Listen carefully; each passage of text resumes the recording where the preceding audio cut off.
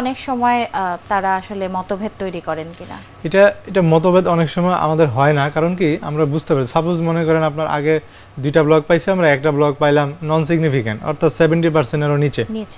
অথবা যদি left main বা এলইডি হয়, অর্থাৎ 3টা রক্তনালী সবচেয়ে গুরুত্বপূর্ণটাতে হয়, সেখানে হয়তো বা 50% হইলেও আমরা বলি সিগনিফিক্যান্ট।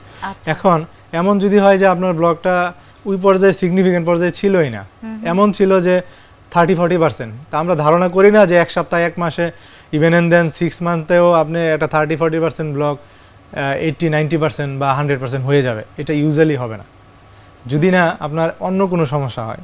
সাপোজ এখন ওইসব ক্ষেত্রে আমরা খুব ইজিলি বুঝতে পারি যে, অথবা এমনও করি যারা রিং পরানোর পরে আমাদের কাছে আসে, আমরা কিন্তু অন্যান্য পরীক্ষাগুলো সাপোজ একটা ট্রোপোনিন আই করি, একটা ইকো করি, একটা ইসিজি করি।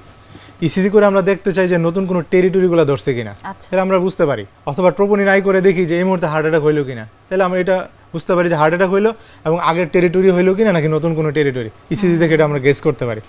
ইকো করে বুঝতে পারি যে আগে যে এরিয়াগুলো তার উইক ছিল হার্টের, এখন কি নতুন এরিয়া আসলো নাকি আগের এরিয়াটাই বেশি হইলো।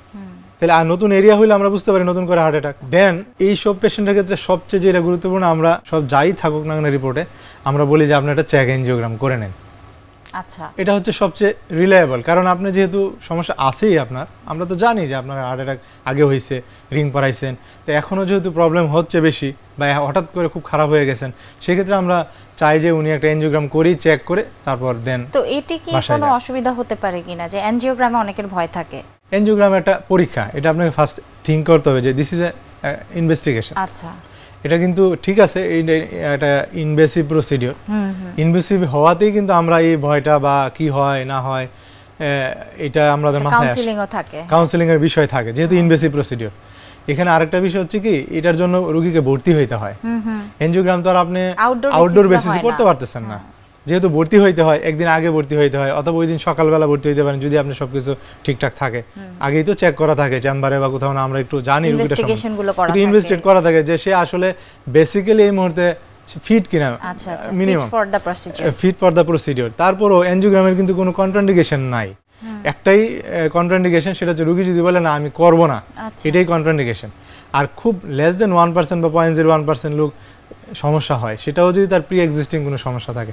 ইউজুয়ালি এনজিওগ্রামটা একটা ইনভেস্টিগেশন, এটা মোটামুটি আমরা একটু কেয়ারফুলি এবং ইনভেস্টিগেশনগুলো করে নর্মাল প্রসিডিওর মেনটেন করে করলে সমস্যা হয় না।